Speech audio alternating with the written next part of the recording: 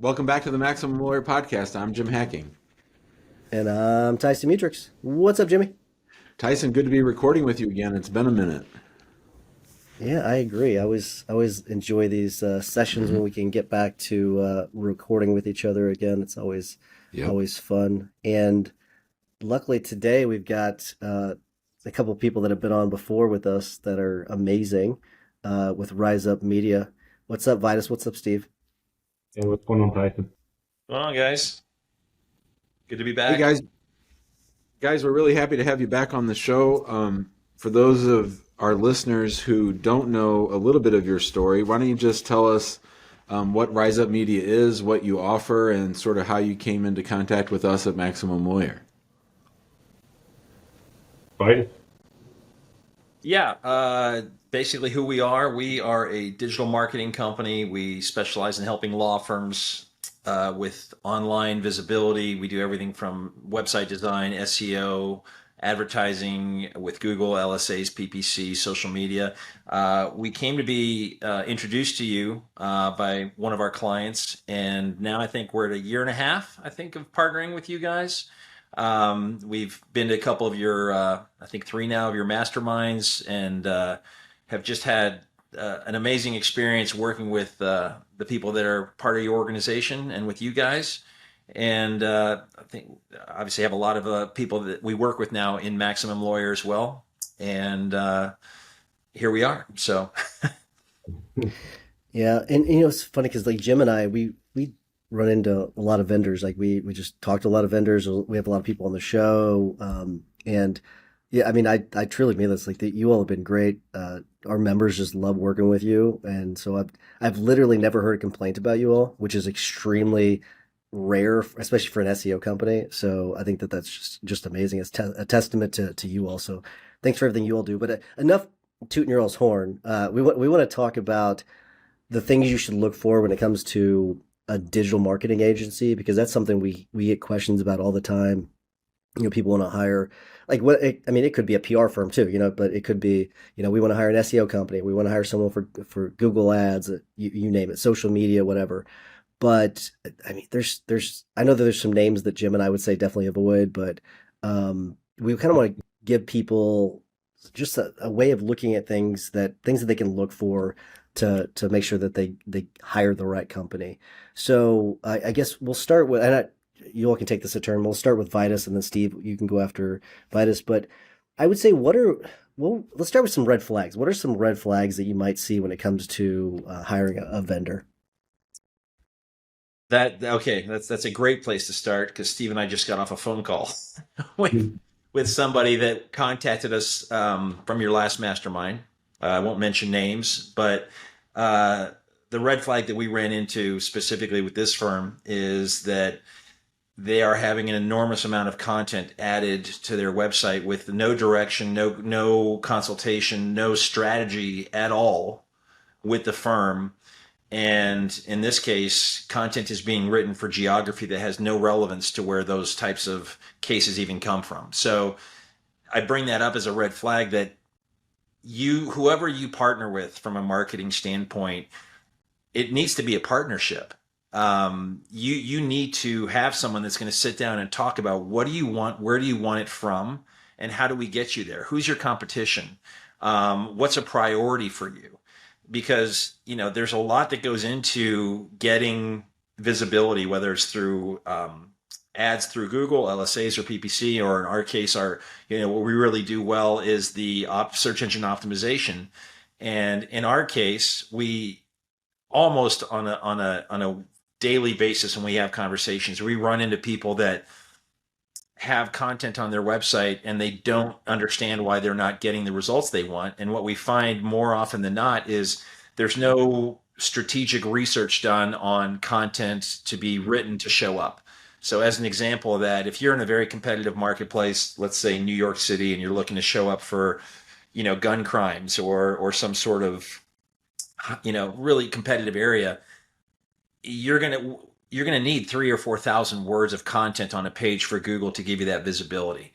And there's many other options out there where you might get 500 words, 1,000 words, and hope for the best, but there's no chance you're going to get visibility in that. So, our approach is basically to analyze the competitive marketplace of where someone wants to show up. And then with our team, we utilize our tools to come up with what we need to do to get them to get that first page results. So a red flag is somebody that's writing or doing anything as far as your marketing strategy without input from you and without constant feedback from you and a collaborative effort, if you will.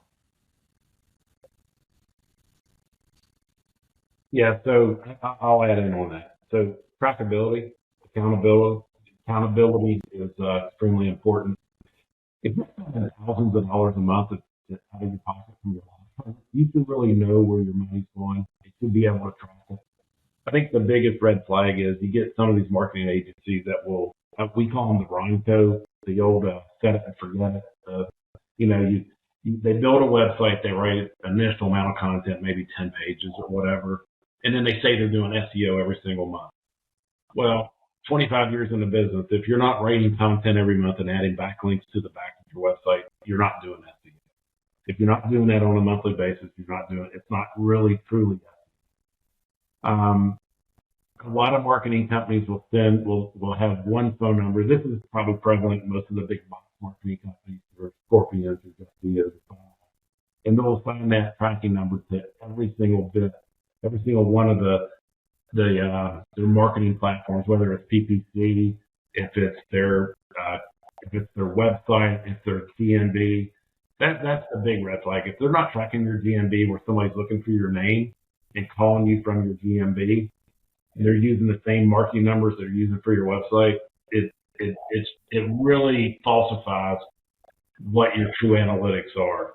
But accountability, I mean, it's if you're not talking to your marketing company at least once a quarter, and if you're spending a great deal of money, you should talk to them once a month to find out, hey, what's working well, what's not working well.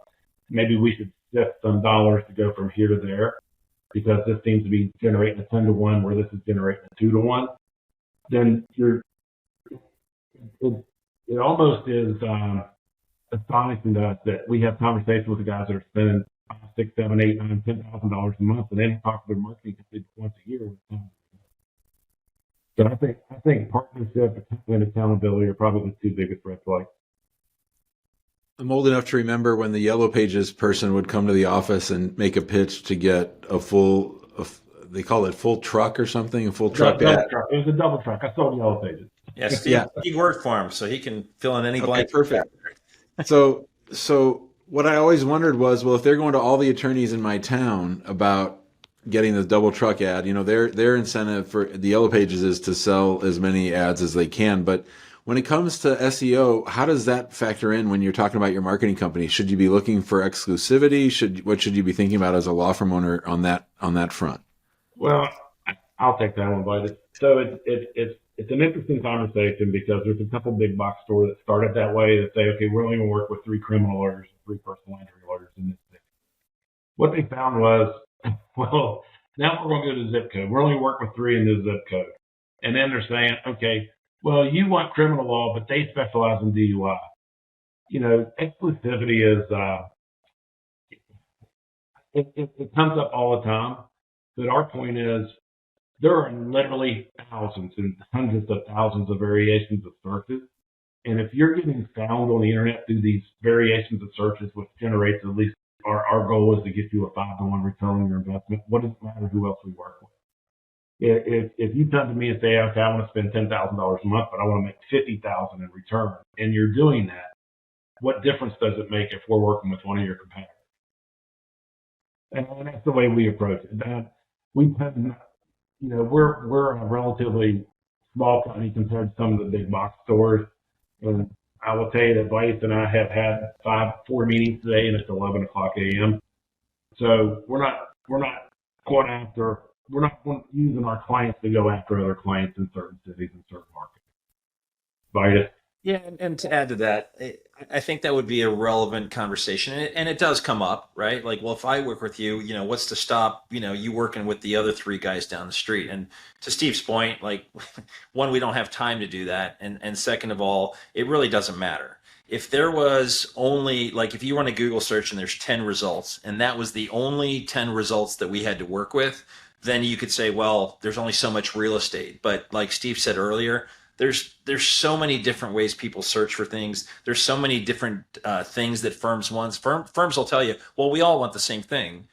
But that's not true, because maybe you want it from this geography, or maybe you only want this version of these, and you don't take these types of things, or maybe you're only willing to spend, this amount, whereas this firm's willing to spend 4 times that. So it's not an apples to apples comparison. There is plenty of business out there for firms that do this, and we have yet to run into somebody going, oh my God, my business got cut in half because you started working with somebody else. The key is we want to get you first page results. It doesn't really matter who else is on that first page, because you're going to be compared to somebody anyway. Our job is to make you one of those top choices. And then at that point, it's up to you to close them. So I'll piggyback on that, Vaidas. The guy we just talked to today, he's in a state where if he wanted exclusivity, when he says, okay, I do criminal law in all these cities.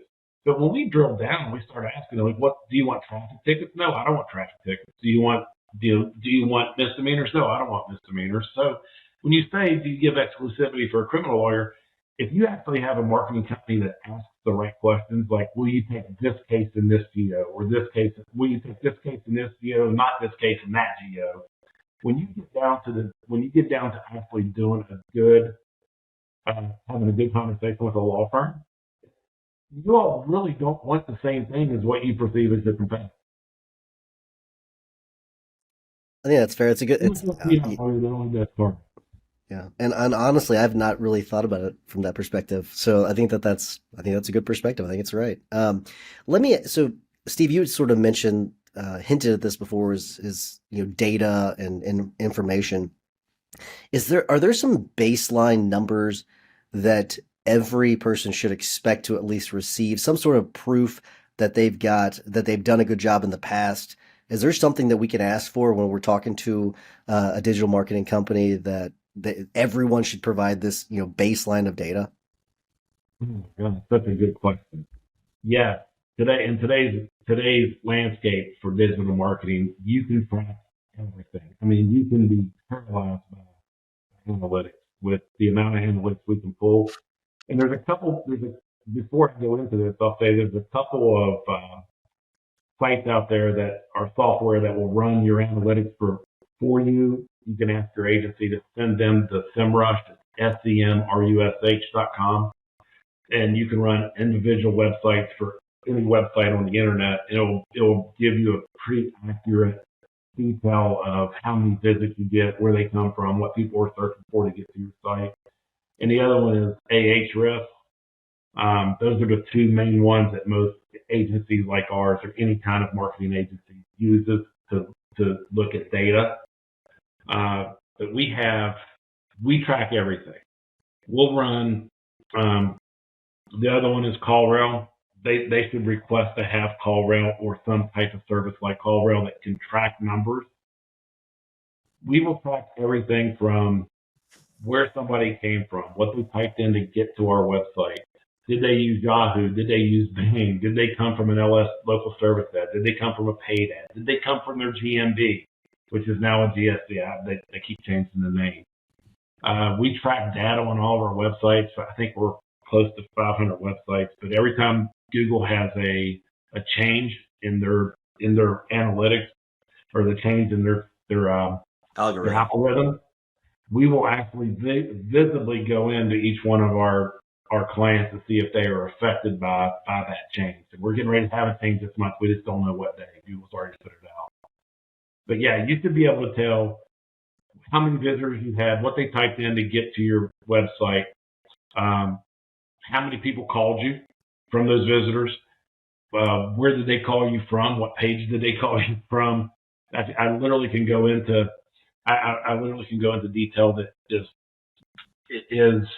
it goes into the weeds a lot with clients that we don't go into. But if you don't have a marketing firm that's giving you this information, or if they're just sending you, all right, you got 800 visitors and you got 140 phone calls this month. but don't send the names of people who called you or how people got there. The analytics are there. They're just not provided. Vaidas, you want to jump in on that? And that's a good segue to kind of what my point was going to be. When we ask firms that we talk to, like, do you get any kind of analytics? The typical answer is, well, I get something sent to me once a month. Do you look at it? I don't really know what I'm looking at. No one goes over it with me. A lot of times they'll ask us to take a look at it, and it's almost such lack of information that it's meant to confuse versus actually provide real value. And one of the things that I'm seeing a lot now are firms that are using the term impressions. Impressions are a absolute BS analytic that is meant to make it look like, look at all the impressions you're getting here. An impression is the equivalent of the road in front of your office, and the cars that drive by are impressions to your office. They have no clue, no care, no interest in your business, but they're driving by your office. That's an impression. And impressions are huge because, hey, you had 300,000 impressions this month. It's an absolutely irrelevant stat. And I have now seen that these other companies lead with that. Like, that's such an enormous, amazing stat that they're providing for you where it's got nothing to do with it. Exactly, Jim. So what I see, like what Steve went into the details, and your question, Tyson, is sort of, should you have a baseline of what you a starting point or something? One, anybody you work with should be able to provide references, not just show you stuff, but hey, can I talk to some of your clients? Can I talk to someone that does the same practice area that I do? It doesn't have to be in your town. I guess that you don't want to necessarily talk to someone that's doing exactly what you do where you're at, but let me talk to a solo attorney that practices criminal law in a non-large metropolitan area that you guys work with.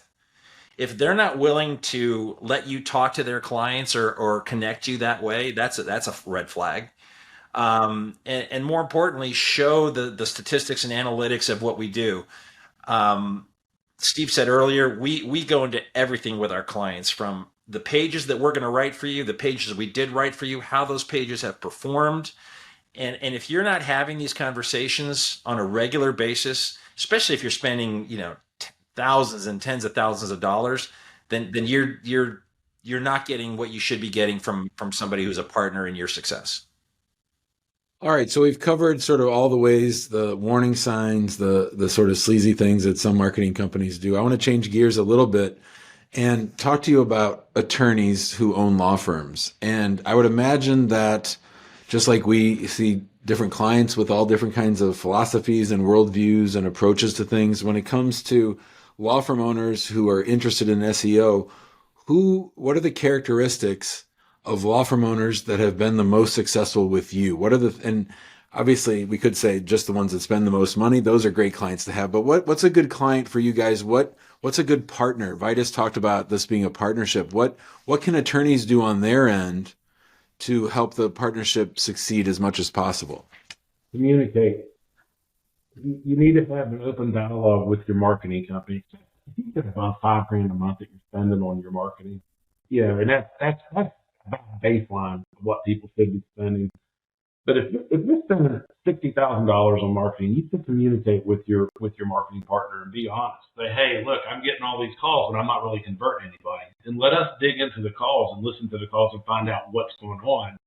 And maybe there's something we can tweak to generate better calls, right? And especially through local service ads and paid ads, you get what you ask for with those.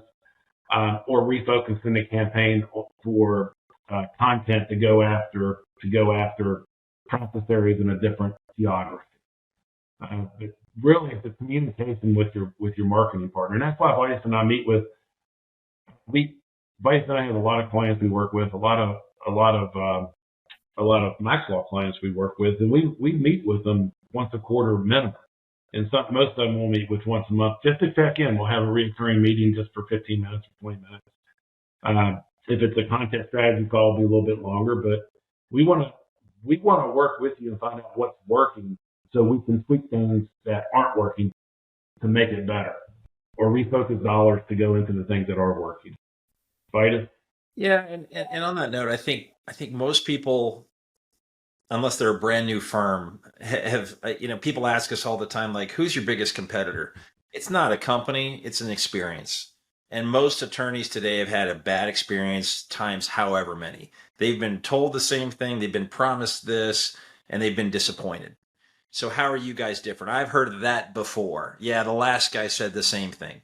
That's one reason for us why we don't do contracts. Everything's month to month with us, and that holds our feet to the fire for performance. But to Steve's point, um, I can't tell you how many of the people we work with are just like thankful that if they need something, if they text me, I get sometimes a text on a weekend where someone needs something, and I respond, or I pick up the phone, and they're like, wow, like I thought you wouldn't get back to me till next week, and I mean that's just one small thing. I don't want to make it sound like my phone's blown up over the weekend, but responsiveness and attention and feeling like they're a priority. And to that point, Steve and I try to schedule. We're not perfect, but we try to schedule on a regular basis follow-ups with our clients to go through where we are, where we've been, and where do we need to go from here.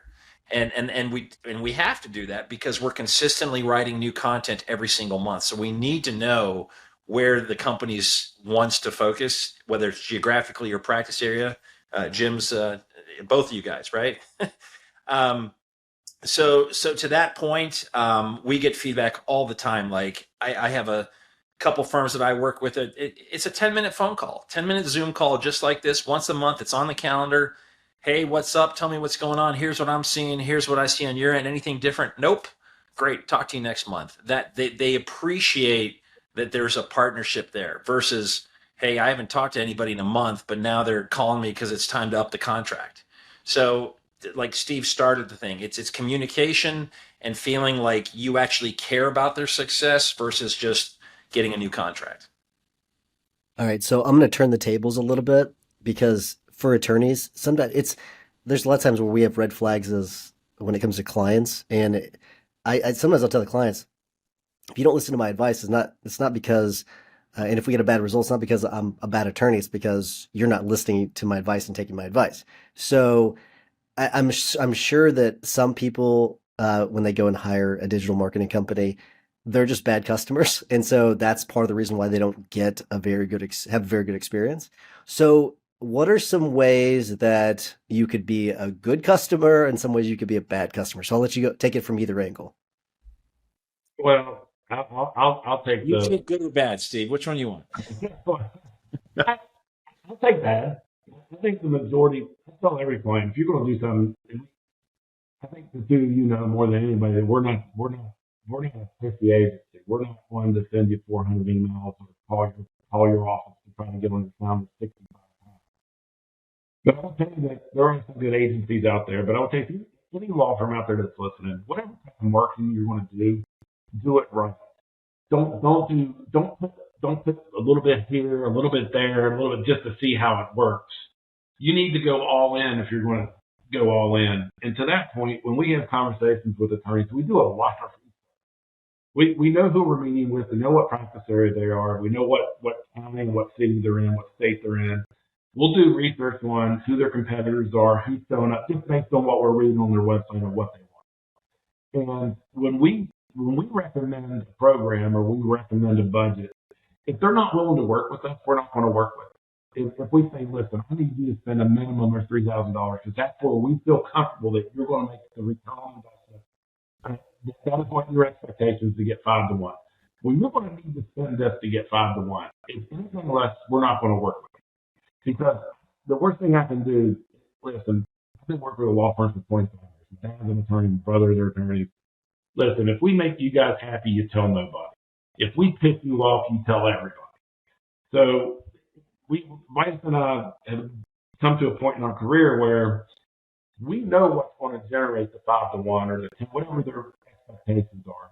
And if they say, I don't want to spend that, I'll spend half. We just won't work with it. Because we don't, everything we do is built on our reputation and our, how we treat our clients. And I would much rather not take the money than have somebody speak bad about RizeUp Media, because that's how much we care about our reputation. Vaidas. So that's the bad, right? Yeah. The good clients are the ones that are responsive and participatory. And what I mean by that is, our whole point of working with someone is not to take enormous amounts of their time. And we understand they got to go to court. They're getting paid to be lawyers, but it's hard for us to do our job if we don't have feedback and strategy from them, because we can assume so much, but we need their input on. Again, if we start with somebody, we say, look, we need you to talk to our SEO team about what you want, where you want it from, and then we're going to get to work and come back with you with suggestions, right? So same thing from a design standpoint or whatever standpoint. Like we just started with somebody recently that also a Max Law person that we just started running LSA ads for them, and they were like, "Hey, is this going to work? We don't know, and how quickly can we get results?" Well, first day that we turned the LSA ads, I called him. I said, "You got 5 calls today," and he was like, "Wow! Like I thought you were going to wait a week to get back to me." So that's our element of being participatory, but he's incredibly, I guess, happy the fact that we're paying attention to it on his behalf, because he's got concerns of leaving the relationship that he had, because he had a very long-standing partnership that wasn't working, but nonetheless, he severed that to go with us. And now he's seeing that partnership in our communication.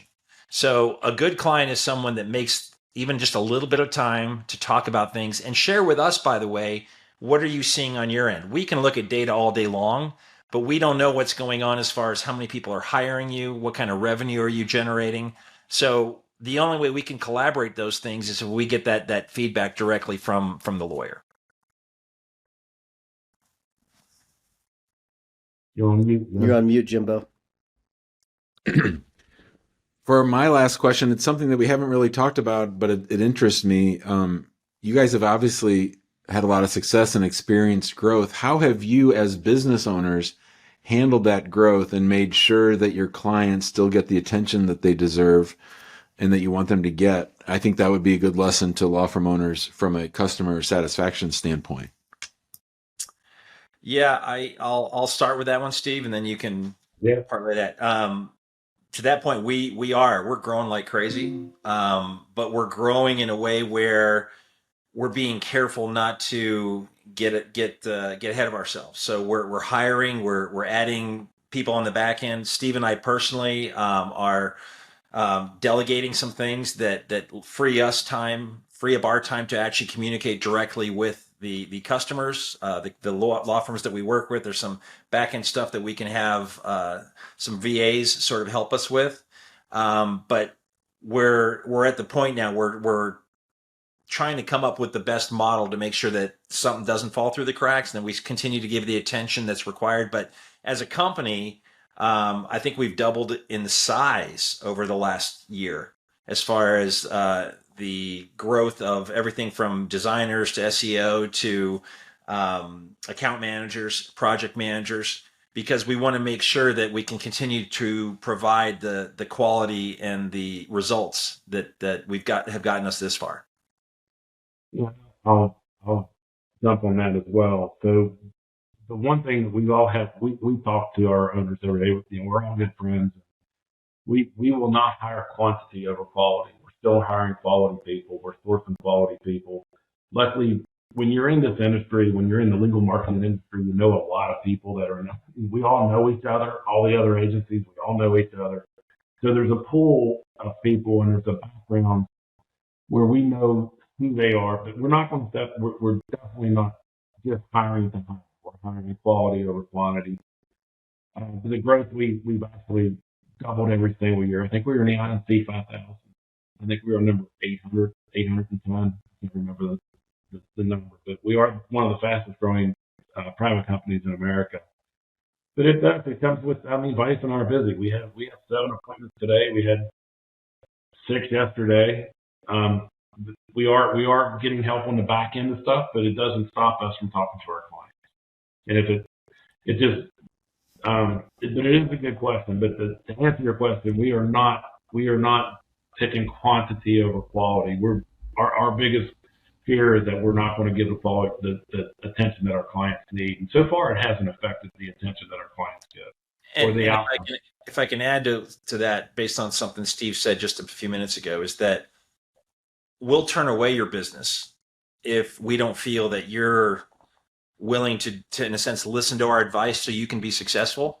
Because again, we do everything month to month. So we put a lot into what we strategize with you to get results. And we know what's going to work and what isn't. And if you're not willing to, take our sort of expertise and our suggestions there, then we'll turn your business away, because we don't want to work with you for 5 months. And then you'd be like, oh, RizeUp, they didn't know what they were doing. They didn't work.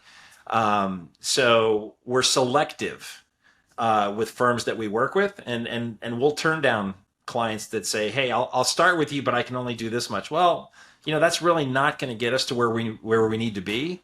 And, we'd love to work with you if things change and you get in a position where you can, follow our advice. So again, selective sort of choosing who you work with. And to that point, one more point, Tyson, I know you want to say something, but to that point, if we're talking to a client and they want immediate phone calls, and SEO is not the good strategy for them, because SEO is a long-term play, it's 6-7 months before you start indexing. We will say, listen, let's not work on SEO. Just let us run some LSA ads to get your phone's ringing right now. Bring in some business so that when you start your SEO, you can find it the first 6 months through the LSA.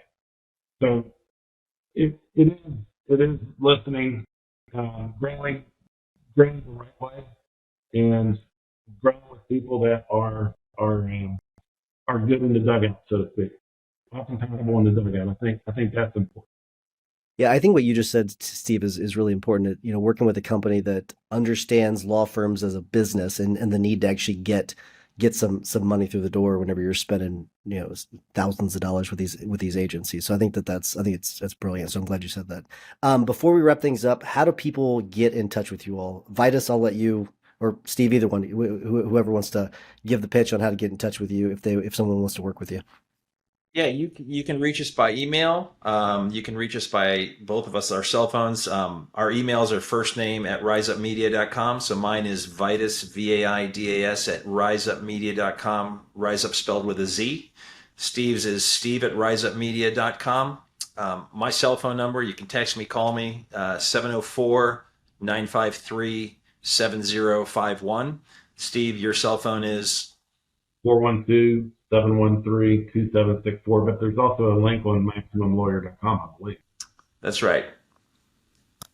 Yep. So I was going to be impressed if you knew Steve's cell phone off the top of your head, Vaidas, but I definitely do not know Jim's off the top of my head. It's got a 602, I think. I don't know my mom's cell phone number. I just hit dial. So Exactly. All right, so we are going to wrap things up. Before I do, I want to remind everyone, join us in the big Facebook group. Just search Maximum Lawyer in Facebook, and you'll find us there. Hopefully, Facebook is not down on the day that you do search it. Jimmy, so before I get to you, Jimmy, and if you want to join us at one of our quarterly masterminds, we are going to be in Minneapolis, and we're going to be in North Carolina, so Charlotte and Vegas. We were in Scottsdale earlier this year. We were at Miami last year. So we had a few cool places that we've been to and that we're going to. So if you want to join us in the guild, go to maxlawguild.com. Jimmy, what is your hack of the week? So I have a team member. She's relentless. Like, she does not give up. She just keeps insisting. She's like the Terminator. She doesn't give up. And that includes when she wants me to do something. So like there's this issue right now. It's incredible to me. I'm not admitted to the New Jersey bar, but I do file a pro hoc vici case from time to time in New Jersey in federal court. But I have to pay a fee. Apparently, I have to pay a fee to the New Jersey state court system for the privilege of filing pro hoc vici. It's just a total racket. It's a money grab. But she has just not given up about this, and she's been driving me crazy with it. And I came up with a phrase with my assistant today, because I wanted to say, please just leave me alone. I don't care about this. Just make it so, right? So my new phrase is happy and grateful. So when Jim says he's happy and grateful, please take care of this. Jim is happy and grateful that you're doing it. So that's our new code word for this is sort of not something I need to be aware of. Just take care of it. Jim, I am happy and grateful that you're on this podcast today. I always love recording with you. Uh, Dickhead. Vitus, and then we'll go Vitus and then Steve. I'll go my left to right. So Vitus and Steve, you all have done this a couple times now. We always ask our guests to give a tip or a hack of the week. Vitus, you're up first. Steve, you are next. Yeah, my tip of the week. There's a tool out there called Loom. I discovered it actually first by I was actually getting physical therapy done with a guy, and he was using it. And it's a recording tool. It's a free tool you can actually download, and you can basically record. We could record this entire thing that we're doing here and send it in a snippet. And so the value that I see in it now from our business sense is I'll talk to somebody and they'll say, "Hey, this is great, but now I need to go regurgitate it and tell the partners and whatever." And of course, things would get lost in translation. So what I've done is said, "Hey, how about if I do a quick little 2-minute overview video of everything we just did, and you can just have your partners watch my video." And that's been incredibly well received. So you can utilize it for any element like that, but it's a real easy way to send a message to somebody, even as a follow up. As a, hey, just wanted to talk to you real quick. Here's a couple things. Steve and I have even used it to give people a quick analysis of their reports because it records anything that I do on my computer, gives them a little link. They can watch it as they need be. And it's a great way to sort of touch base with people. Love it. Very good. Steve, what you got? Uh, Legal directories.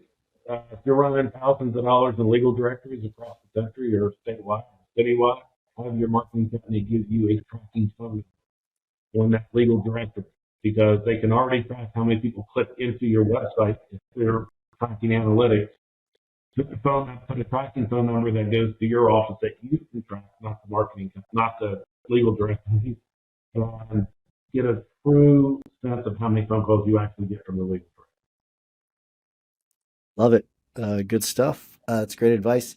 For mine, it's a tip that Kelsey Bratcher, Jimmy and I's buddy, gave me. I was actually in the middle of responding to a motion for summary judgment, and he just sent me a text. Hey, have you seen Notebook LM? And I didn't know what the hell it was. I thought he actually spelled it wrong, but it's Notebook LM.Google, and it is I think they call it a virtual AI assistant. So you can upload documents, so PDFs to it. You can upload text.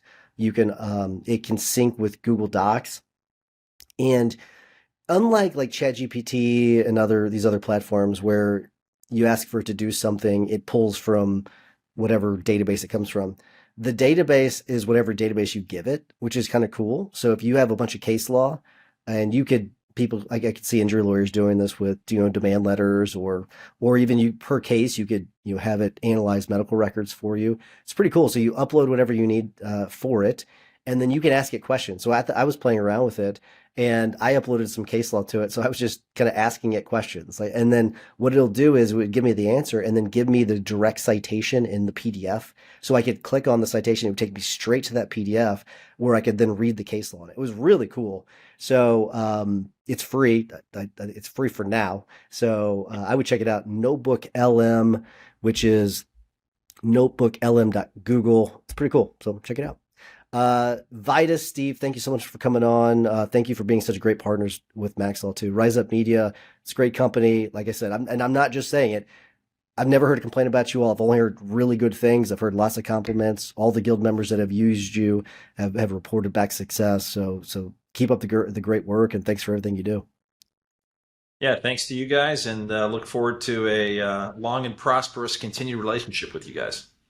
Thanks, guys.